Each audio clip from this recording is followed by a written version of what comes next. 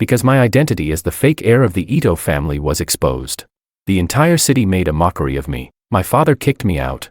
And the true heir took everything I had worked so hard for. Even my fiancée became his woman. She said, "The person I've always wanted to marry is Makoto. You're just a dog without a home. Not worthy of me." What everyone didn't know, however, was that, after their public engagement party, I had actually found my real biological parents. My name is George. I am the only son of the richest man in the South Province. From the Wang family. Chapter 1. I had spent over 20 years living in the Ito household, only to be told that I was merely an adopted son. When the true heir of the Ito family was found, the whole city was in an uproar. Everyone knew that I had become a kicked-out stray dog, cast aside with nothing left. Not only that, my fiancée also cut off contact with me. It had been a whole week without any word from her. In a panic, I searched the whole city, but I couldn't find her. Then someone sent me a location, asking me to meet them at a bar in the city center. Standing outside the private room, I saw my fiancée, Willow, snuggled up in the arms of a man, her eyes soft and full of affection.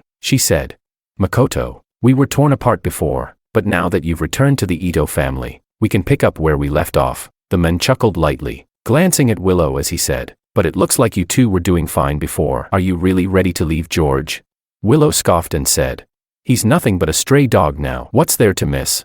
We were meant to be together, but my dad forced me into a marriage. I picked him because I saw how much he was willing to lick my boots. In my heart, no one matters except you." With that, Willow moved closer to Makoto, almost kissing him. The sight tore at my heart. My anger was overshadowed by the overwhelming sense of disappointment. She nestled in Makoto's arms, her tone soft and coaxing as she said, "Makoto, do you still want me?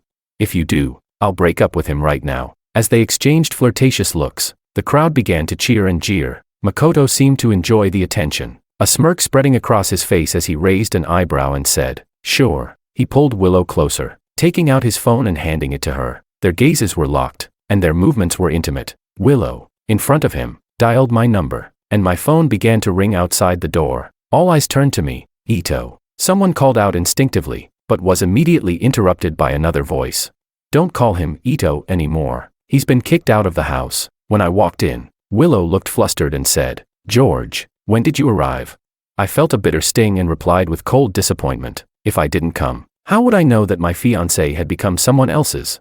Willow's lips parted as if to explain, but in the end, she just gave me a look filled with complexity. Makoto looked at me with a mischievous glint in his eyes and lowered his head to speak to Willow. "Willow, I don't want anyone else in your heart. Do you understand what I mean?" Willow hesitated, but Makoto's gentle gaze seemed to encourage her. She glanced at me, picked up a bottle of red wine from the table, and poured it all over my head. In that moment, I felt like a defeated soldier, a wreck of my former self. She said, "George, I've always loved Makoto. You were just a fool who clung to his identity for over 20 years. Now that he's returned to the Ito family, you're nothing but a stray dog. We're no longer in the same world, so the wedding is cancelled." The wine kept dripping down my face as Willow looked at me coldly. I thought back to the days when we first got engaged, when we talked about the future with so much hope and anticipation. But now, the longing I saw in her eyes had been replaced with indifference, and my once passionate heart felt like it had fallen into an icy abyss. All the years I had devoted myself to her, were they just out of sheer convenience in her eyes? The power of the unforgettable first love was that all it had to do was stand there, doing nothing, and already it had won, hadn't it? Makoto grinned in smug satisfaction as he watched my miserable state. He said, "Get out of here. Don't show up in front of me again. Just seeing you annoys me." Ignoring Makoto's provocation, I locked my gaze on Willow. At that moment, all the noise around us ceased, and the world fell silent. I closed my eyes and wiped the wine from my face. Time seemed to freeze for that brief moment. When I opened my eyes again, Willow instinctively took a step back, but in the next instant, I grabbed her by the back of her head with my left hand, my right hand tracing the outline of her face as I pressed my palm, drenched in wine, to her cheek. Willow's eyes widened with shock and fear, but she let me slowly wipe my hand clean. This materialistic woman wasn't worth keeping. I shoved her away, wiping away the emotions I had harbored for so many years. The crowd stood frozen, unsure of how to react. I turned and walked away, my tone calm as I said, "I hope you two never regret this." By the time they regained their senses, shouts and curses followed me, but I was already far gone. Outside the bar, I took off the engagement ring and tossed it into the drain. Not a shred of regret in my heart. It was like throwing away a rotting, foul relationship. Chapter 2. Makoto was Willow's unforgettable first love. At first, they were indeed a couple, and I came into the picture much later. The three of us attended the same university. At that time, Makoto, who hadn't yet returned to the Ito family, went by the name Ken. He was a well-known poor student on campus. He became famous because of his outstanding looks and academic excellence. He was both the campus heartthrob and a genius student, and the person he despised the most was me. On more than one occasion, he mocked me as a useless rich kid with no ambition, berating me for not living in the dorms like the others, but buying a house off campus, living in luxury with no sense of hardship. I retorted that there was no need for me to force myself into hardship. We were like fire and water, and the university forums even became a battleground where our supporters clashed. But this battle ended with my defeat. At that time, I had fallen head over heels for Willow. I pursued her for 2.5 years, but she rejected me the whole time. Still, I never gave up because once I set my mind on something, I'd fight for it relentlessly. Eventually, she began to soften, even taking my hand on the day before Valentine's Day. Just when I thought she was finally going to agree to be with me, Makoto, back then still known as Ken, confessed his feelings to her, and she accepted him without hesitation. The top post on the school forum now read, "The rich young master's unrequited love, while the poor genius wins the girl's heart." This marked the end of the feud between Makoto and me. After they got together, I gracefully withdrew and never bothered Willow again. I thought our fate had ended there. But 3 years later, we were set up as marriage candidates by our families. The Liu family places great importance on social standing and would never approve of Ken, who came from a poor background, so they repeatedly tried to stop their relationship. In the end, they were indeed forced to part ways. Otherwise, Willow wouldn't have been at this matchmaking event. When we met, both of us were surprised. We hadn't expected to see each other. I knew she still couldn't let go of Ken, but when she suggested we give it a try, I couldn't help but agree. After all, I had never stopped thinking about her all these years. I believed that with my sincerity and earnestness, I could win her heart and become the only man in her life. After we started dating, things went more smoothly than I expected. Like any couple, we had both affection and arguments. Soon, we were talking about marriage, but just then, my adoptive father brought Ken back to the Ito family, claiming that he was his real son. It was then that I learned I had been adopted. The true heir had returned to the wealthy family, and I, the fake heir, was immediately kicked out. Ken, the poor boy, transformed into the wealthy Makoto. An unforgettable first love returned to claim Willow without hesitation, abandoning me in the process. Willow's actions crushed me completely. From the beginning, her heart had always belonged to Makoto. All the affection she had shown me was just for show. She had never truly tried to accept me. As for my adoptive father, who had rarely shown me any affection, after bringing back his biological son, he wore a joyful expression that couldn't be hidden. He kicked me out of the house, not allowing me to take a single thing with me except the clothes on my back. At Makoto and Willow's engagement party, he made me publicly announce that I was leaving the Ito family voluntarily and wouldn't take a single penny. My adoptive father was a shrewd businessman. After all, he made sure everyone knew that while the Ito family had found their real son, they had also treated their adopted son well.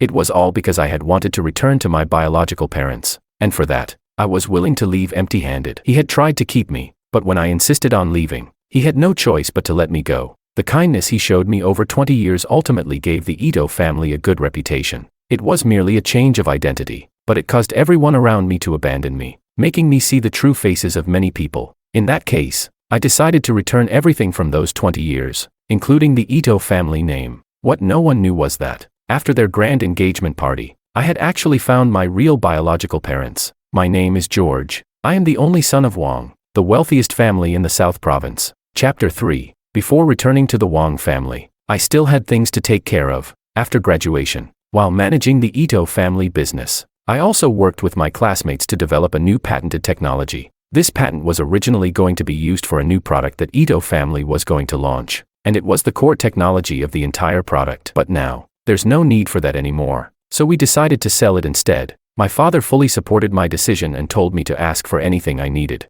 Once everything was settled, he promised to formally bring me back into the Wang family with great fanfare. Before that, to make up for everything, my father not only gave me tens of billions, but also gifted me several properties worth over $1 billion each. He said these were just meeting gifts and that everything would be mine once I returned to the Wang family. Everything I own now is far more than what I had in the Ito family. After I had moved into my new place, I received a message from my classmate, who told me they had found a buyer. We arranged to meet at a cafe an hour later, so I gathered the documents and headed to the location with my classmate. When I arrived, I was shocked to find out that the buyer was Makoto. He was just as surprised to see me. His eyes couldn't hide the jealousy as he gritted his teeth and said, "This patent was actually developed by someone like you." I didn't bother giving Makoto a pleasant response. I coldly replied, "What's wrong with someone like me? Someone like me not only developed the patent, but I can also choose not to sell it to someone like you. What can you do about that?"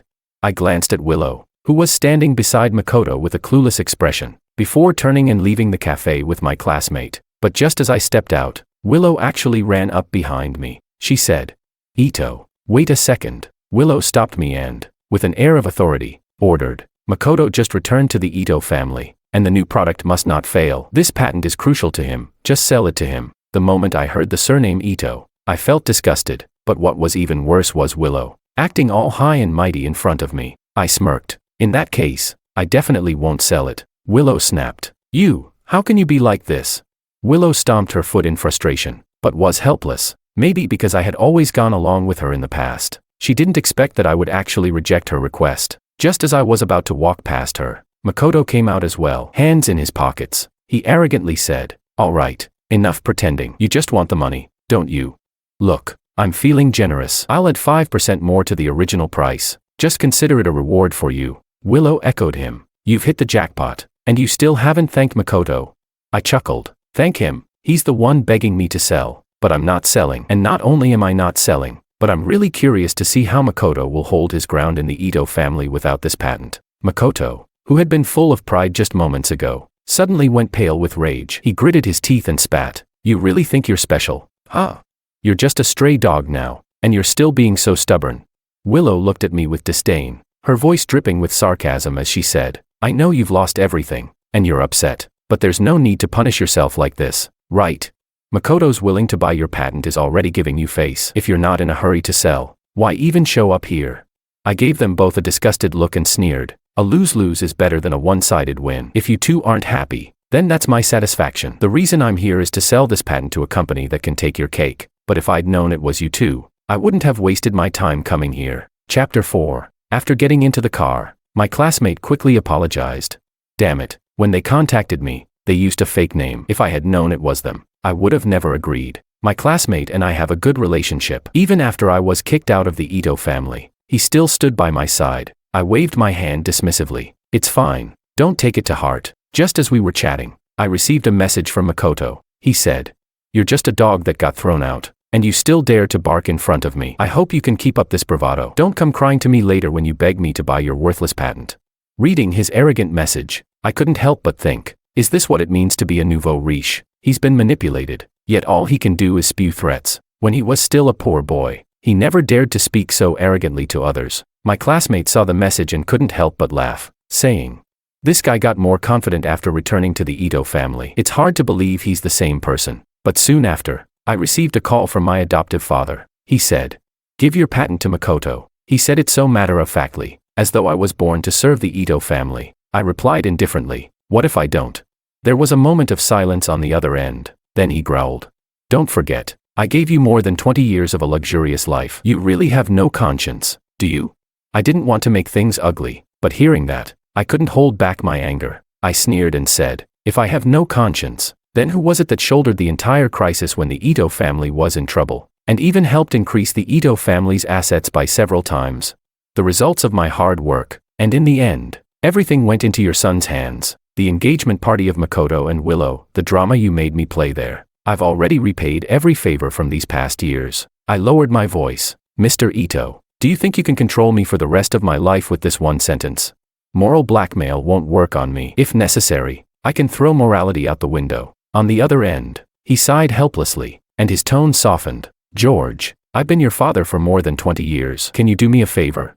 When he wanted my help, suddenly he wanted to appeal to emotion. But when he kicked me out of the Ito family, there wasn't an ounce of softness. I sneered. "For more than 20 years, you never once fulfilled the role of a father. Also, have you forgotten? The day you kicked me out of the Ito family, you didn't even leave me a single penny. Now you're using the emotional appeal." I paused and added, "By the way, I now go by Wang, and my name is George." With that, I hung up the phone and blocked all contact with the Ito family and Willow. Makoto's confidence came from the Ito family. He thought that if his father came to beg me, I would hand over the patent out of gratitude for all they had done. Unfortunately, I'm not the soft-hearted type. More importantly, I no longer owe the Ito family anything. After dropping my classmate off at his place, I drove back to my villa. This villa is far more luxurious than the Ito family's. But just as I finished a hot shower and was about to get some rest, I received a message from my classmate, telling me that I was being maliciously slandered online. I quickly opened my phone, and sure enough, Willow had posted an article on her account with over 1 million followers, defaming me. Chapter 5. Willow had been active on the internet since college, going from a fashion blogger to a beauty influencer. In just a few years, she had amassed over 2 million followers. She wrote, Makoto, the young master of the Ito family, wanted to buy my patent, but because I wanted to get back at them, I raised the price to 10 times its original value. She also claimed that I had been jealous of Makoto since college, and had often used my resources to suppress him, even resorting to dirty tricks. After her long-winded slander, she made sure to state that she had invested $1 million in Makoto's project on behalf of the Liu family. Willow's million-strong following immediately propelled her post into the top 10 trending topics. With the Ito family chairman's endorsement and confirmation, the online opinion turned overwhelmingly against me, with everyone hurling insults. Netizens commented, "Is this even human? If it weren't for the Ito family's support all these years, would he even be alive? I've seen greedy people, but never someone who raises the price by 10 times. He must be out of his mind for money." Others said, "I can't believe he's such scum. Makes me regret supporting Willow and the Ito family. Garbage like him deserves to rot in a trash heap." Some even commented, "I bet all that I voluntarily left the Ito family was just a show. He's probably scheming something bad now that he's so desperate for money." I scrolled through the comments indifferently, seeing many comments that were far worse. It's clear that many people don't care about the truth, only about having a place to vent their emotions. Just then, my phone rang, an unknown number. I hesitated for a moment before answering. On the other end, Willow's voice came through sharply. She said, "George, you actually blocked my number. Are you too afraid to face me?" I calmly asked, "What is it?" She responded, "I'm sure you've seen the online drama. I'm giving you a chance now. Sell the patent to Makoto at a discount, and publicly apologize to him. Then I'll help clear your name and delete that post. This will all be over." Willow still spoke in a high-handed tone, as if she had completely cornered me. I rubbed my temples, listening to my former lover standing firmly on the opposite side, protecting her new beau so gently. I couldn't help but reflect on how unlucky I was to have such a partner back then. How foolish of her to make this call now. "So," I said, "all these years, my wholehearted effort for you just to be met with your malicious defamation. You really want to go this far? How about clarifying the truth for me instead?" Hearing me weaken, Willow's tone became even more dismissive. She said, "Don't bring up the past. Your one-sided love for me only made me sick. I've always liked Makoto. If it weren't for you, I would have been with him already. You deserve this. I advise you to sell the patent to us quickly, or I fear you won't be able to handle the online backlash. Don't blame me if you end up jumping off a building." I smirked. Some people just can't be reasoned with. That was the end of it. There was nothing more to say. I deliberately provoked her, saying, "You think you can keep trending for a day? Do you think you can stay on the trending list forever? After a few days, who will even remember these lies? I'm not responding, and the situation will blow over. I'm not selling. So what are you going to do about it?" Before she could respond, I hung up the phone. As expected, the online outrage continued to escalate under malicious guidance. My father was furious. He told me the Wang Group's PR team had already prepared a countermeasure, ready to strike back at any moment. I knew that was the fastest way, but the timing wasn't right. I needed to handle it myself and fan the flames a little more. My classmate helped me reach out to some of his friends in the media who knew I was being slandered and wanted to help me fight back. I looked at them gratefully. Ever since I was kicked out of the Ito family, almost everyone had kept their distance from me. I said, "Thank you all for your concern. I have a plan." My classmate excitedly asked, "What's the plan? Can we help?" I chuckled softly and said, "I have recordings of that conversation and the phone call. True to form, you've already recorded it. Play the recordings now, and my friends can help you fight a perfect counterattack." I stirred my coffee, thinking like a strategist. No need to rush. The timing isn't quite right yet. Let them fly higher first. When they fall, they'll shatter into pieces. Chapter 6. In order to keep Willow's online drama escalating, I worked hard every day. I would send her messages, mixing pity with pleas, but every time she mentioned me selling her the patent, I would firmly say no. The cycle repeated itself every day, each time making her more furious. Watching the public opinion online intensify made me feel excited. In just a few days, Willow had gained millions of followers. Itoshire also benefited from the sympathy, and the company's stocks went up, securing more deals for them. I hadn't expected that their defamation would bring them so many benefits. As I watched them bask in their success, I knew my time was approaching. Itoshire had been trying to acquire a piece of land in Beijing for a long time, and recently, through Wang Group, I had leaked news that we were planning to establish a large shopping center and a film set in the East District of Beijing. Now, the auction for the land was finally underway. When I arrived at the auction in a suit,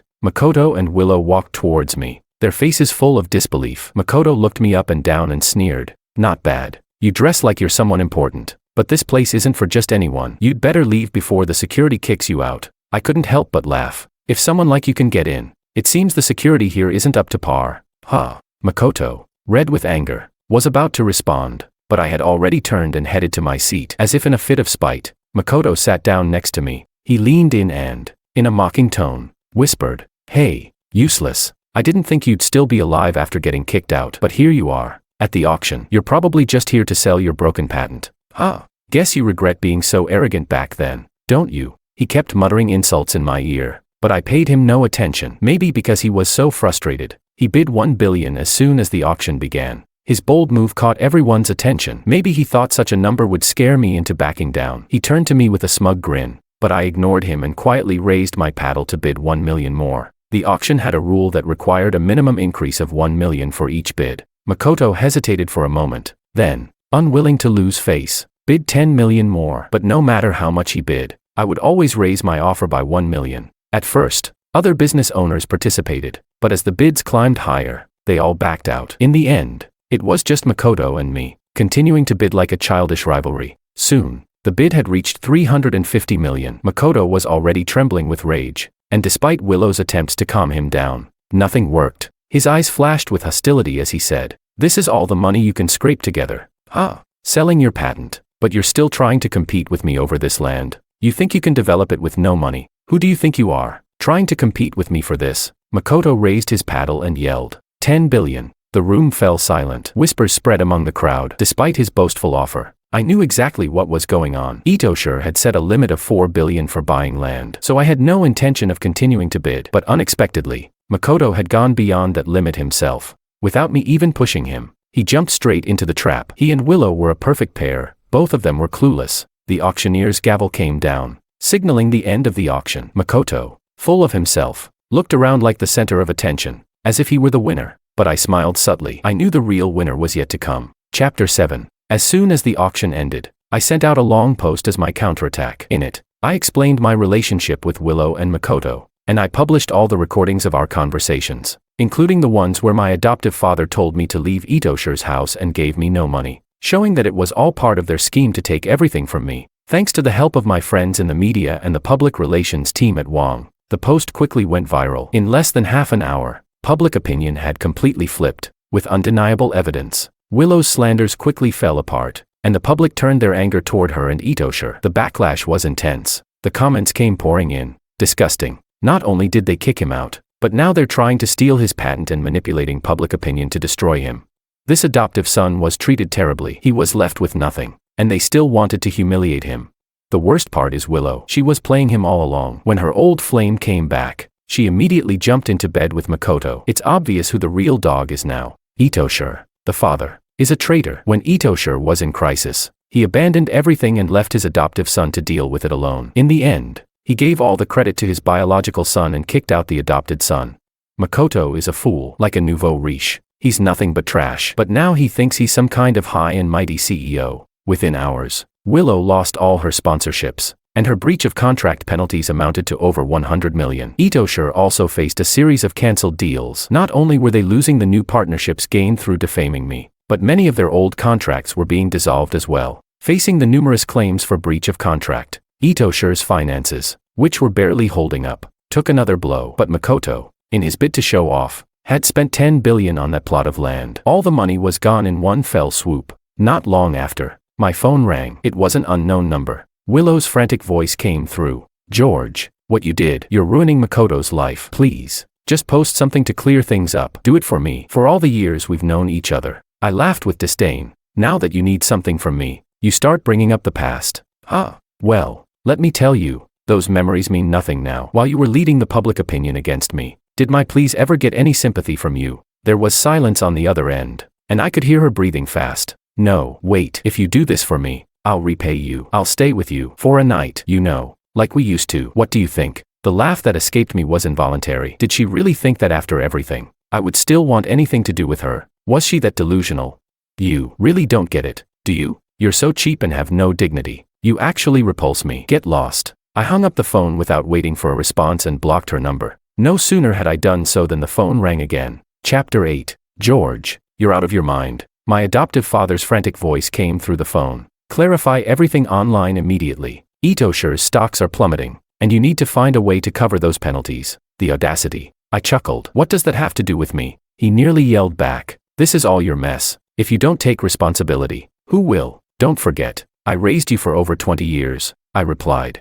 This is the same old story. I've repaid my debts to you, and moral blackmail doesn't work on me. My adoptive father coughed several times, and his tone softened a little. So you're just going to watch Itoshire fall? Have you forgotten how much you worked for Itoshire? I fell silent for a moment, then smirked. My hard work was just to be used as someone else's bargaining chip. Besides, I've already stopped using the Ito surname. Whether Itoshire rises or falls is none of my concern. He started threatening me. Fine, you won't listen to reason. Right. Even though I'm in crisis now, I could still easily destroy you. Just wait. Oh. I responded indifferently and hung up the phone. I couldn't believe how they just kept exposing themselves. One fool after another. I immediately uploaded the recording online and reported the matter to the police. It didn't take long for the police to question him, and the online backlash was even worse. Itoshire, already on the edge, was now on the verge of collapsing. From then on, I blocked all unfamiliar numbers. I didn't need to guess who was calling. Later, I received a text message claiming to be from Makoto, asking to meet. Curious about what kind of game he was trying to play, I agreed to meet, in a quiet tea house on the outskirts. I met Makoto. His face was haggard, and he looked 10 years older than before. No wonder he chose such a secluded place. He was now a public enemy, hated by everyone. He said, "You must have known that land couldn't be developed in the short term. Now you can't even flip it for a profit. George, do you really have to be so ruthless? Ito's family raised you for 20 years, and this is how you repay us." Makoto glared at me with clenched fists on the table. I remained unfazed, casually replying with a smile, "You probably don't know. Even if the land could be developed, you still wouldn't be able to flip it, because the information I gave you about the shopping center and film set was all fake." Makoto stood up, furious, as if he was going to take a swing at me. I laughed. "What? Are you angry?" I waved my hand downwards and said, "I know you're frustrated, but hold on. Why can't you stay calm for once? What's your plan here? Trying to solve things with violence? Let's talk business." Hearing this, he took a deep breath and sat back down. Makoto gritted his teeth and said, "I'm giving you an offer you can't refuse. 10 billion, and I'll give Willow to you. How about it?" "What?" I almost couldn't believe my ears. He continued, "I lost. So Willow is completely yours. I just want 10 billion. Makoto seemed to think he had me cornered, a gleam of triumph in his eyes. 10 billion for your most beloved woman. Not a bad deal, right? I stared at him as if he were a fool. Where did he get the nerve to say such disgusting things? But I still asked, "Aren't you in love with Willow?" Makoto burst out laughing, as though I had told the funniest joke. "In love with her? I'm just using her. If I hadn't seen you always chasing after her, I wouldn't even have bothered looking at this pampered rich girl. I confessed to her just to show you rich second-generation heirs that you can never beat me if you just look at ability." Later, I thought I could use her to cross classes, but her old man came to me and begged me to break up with her. I demanded 5 million before I agreed to leave that stupid woman, Willow. When I returned to Itoshire, she was the one chasing me, telling me she was waiting for me. She thought I felt the same, but I'd already gone through how many women by then. I agreed to marry her because she's the only daughter of the Liu family. Once I inherit her property, I'll have it made. When Itoshire got into trouble, I tried to get money from her, but her father refused. So, I had to make a deal with you. How about it? 10 billion, and I'll deliver her to you right away. Chapter 9. After hearing his words, I was dumbfounded. I stood up and said, "Sorry, I have to leave." Just as I was about to walk away, Makoto quickly called out,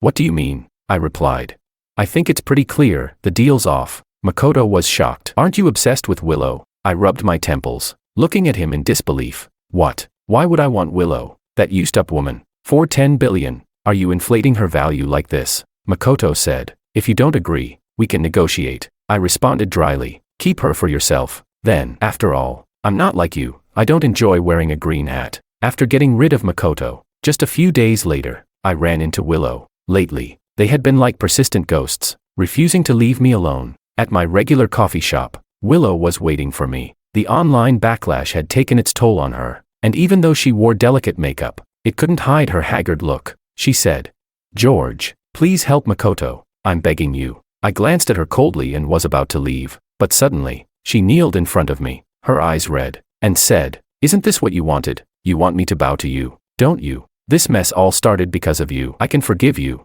but please help him. I don't want to watch his life fall apart." I never expected that the once high and mighty daughter of the Liu family would kneel to me for Makoto. She didn't forget to try to manipulate me with moral guilt, just like my shameless adoptive father. I was about to curse her out when I saw Makoto rush in and pull Willow up from the ground. He said with righteous indignation, "Willow, don't kneel to this kind of person. Even if I can't make it, as long as I have you, my life will still be worth it." Willow was moved to tears by his words, gazing at him for a long time, as if making a decision. She then said resolutely, "Makoto, I've decided to sell my grandfather's car, house, and company shares to pay your penalties." Makoto was also moved to tears, pulling Willow into a tight hug. I knew why Makoto was suddenly acting so noble and affectionate. Willow's grandfather had died, and now he was after her inheritance. He said, "Willow, I will never forget your kindness. You are the priceless treasure in my heart." But before he could finish his sentence, I played the recording from that day. 10 billion, and Willow is yours. Their expressions changed drastically, especially Makoto, whose face turned as dark as the bottom of a pot. Makoto furrowed his brows and asked, "How do you have that recording?" I replied dryly, "Makoto, when will you learn? How many times have you all fallen for recordings? You don't deserve a new trick from me." I waved the recorder in my hand. "I'm recording right now, you know." Makoto gritted his teeth and hissed, "You bastard." He lunged at me to grab the recorder, but Willow slapped him hard across the face. Willow shouted, "You're the real bastard. I can't believe I trusted you. We're breaking up. This time, no one can save you." With her eyes red, Willow stormed off. Makoto shot me a furious glare before rushing after her. Watching them fight like dogs made me feel a surge of satisfaction. Dealing with fools like them, having the recorder ready at all times was definitely the right choice. Unable to cover the breach of contract penalties, my adoptive father sold Itoshire, though some of Itoshire's original partners and clients, out of years of loyalty, didn't abandon them. My father had always despised the Ito family. He couldn't resist taking action. Once he did, the remaining partners immediately cancelled their contracts.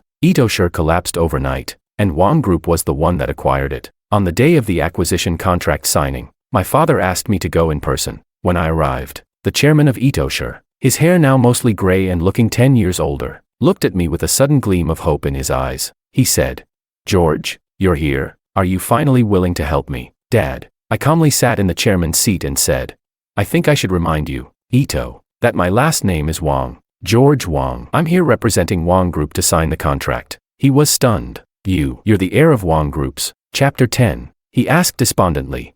Really no room for negotiation. Chairman Ito looked at me with pleading eyes, his voice hoarse. "I know I was tough on you all these years, but I really treated you like my own son. You see, I handed over Itoshire to you early on, didn't I? Isn't that clearly making you the heir? I never thought I'd bring Makoto back. Can you understand that I'm a first-time father? Can you forgive my shortcomings?" I sneered and mocked him. "Oh, Chairman Ito, are you still joking with me? Didn't you bring Makoto back 3 years ago?" Chairman Ito froze, his voice trembling. You know," I said. "What you called handing Itoshire over to me was actually just pushing me to the front when Itoshire was in crisis. While I was exhausted, struggling to save the company, you were abroad, eating, drinking, and enjoying life with Makoto, buying him luxury cars and watches, because you didn't want him to suffer. Once I saved Itoshire, you immediately brought him home to take all the credit for my hard work." I looked at him with a cold smile. "See, you're really good at being a dad." He was sweating profusely, his gaze unfocused. Clearly, he hadn't expected me to know about all this, but all this was easily accessible to my father, who had done a thorough investigation. "Sorry." Chairman Ito lowered his head, looking guilty and disoriented. I said, "Sign the contract." When I left his office with the signed contract, he looked like a feeble old man, his once dignified presence completely gone. After getting rid of everything related to the Ito family, I felt a long-lost sense of relief. I was about to pack for a trip to clear my mind when I saw Willow lurking around. Somehow, she had found out where I was living and came to look for me. When she saw me coming out, she hurriedly rushed up to me, her eyes red. "George, I was blind before. I misjudged people, and I didn't cherish someone as good as you. I've just realized that you're the one who loves me the most. Can you give me another chance?" She quickly raised her hand to show me the engagement ring I had given her. She said, "Look, I've found our engagement ring. I've already divorced Makoto. Let's get back together." I looked at her coldly and said, "Miss Liu, you're being delusional. What makes you think I would want you again?" She froze for a moment, her voice choked with tears. "George, I know I made mistakes, but I've completely changed. How can you just let go of all these years of love so easily? I sneered. You think I'm letting go so easily? Let me ask you, what mistakes have you made? How have you changed? Getting a divorce and wearing a broken engagement ring doesn't count as change. You've changed so easily, haven't you, Miss Liu? You didn't realize your mistake. You just realized that the Liu family is about to collapse and you're going to end up a stray dog. I didn't believe a word of Willow's, and I was sure she was here now because the Liu group was on the brink of bankruptcy. I looked at her coldly and continued, Willow, you're just a stray dog now. We're no longer from the same world. Don't show up in front of me again. Just the sight of you disgusts me. She choked back a sob. Please, don't be so cruel to me. George, you can't be like this. You still love me, don't you? Willow screamed desperately, but I turned and got into my car, signaling the bodyguard to drive her away. During my trip, I heard about their recent circumstances. In order to maintain the Liu group's current state, Chairman Liu had to marry Willow off to another businessman, a man nearly 50 years old. As for Itoshi's father and son, after paying off the penalties, they declared bankruptcy and moved into the city's slums, the very place they had once looked down on. Lazy Makoto spent his days at home, muttering to himself like a fool. His father, desperate for work at his old age, finally had to swallow his pride and took a job as a security guard, earning less than 2,800 a month. From luxury to poverty, it was a bitter pill for the father and son, accustomed to the high life, but all this was their own doing, and I had no emotional reaction to it. After returning from my trip, I joined Wang's group and slowly began taking over the company. In my free time, I traveled the world with my parents, enjoying life and living happily.